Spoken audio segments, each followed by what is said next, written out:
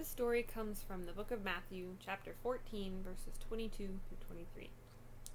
Earlier in this chapter, John the Baptist had been killed, and when Jesus heard of this, he wanted to go spend some time alone so he could pray, just like in a solitary place, so he could mourn. And so he and his followers went across the lake, and when they got there, they ran into a bunch of people, as people tend to do when Jesus was preaching and teaching. And Jesus spent some time with them, healing their sick and teaching them.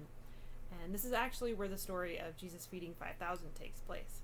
But the story I want to talk about is a little bit after that. So, after the event of feeding 5,000 people, Jesus sent his disciples back across the water while he stayed behind to have that solitary time in prayer.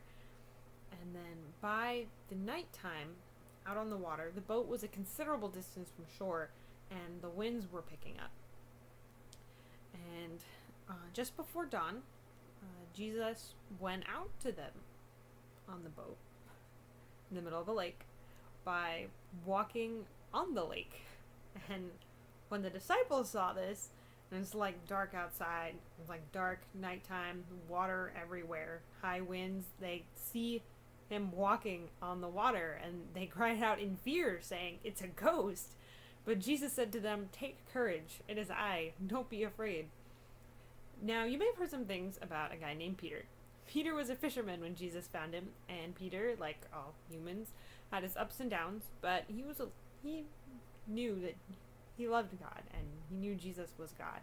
So Peter replied, "Lord, if it is you, tell me to come to you on the water."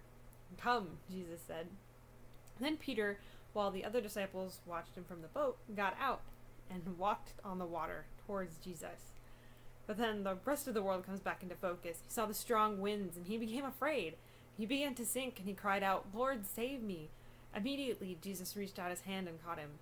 "You have little faith," Jesus said. "Why do you doubt?" Together Jesus and Peter climbed into the boat. When they did, the winds died down.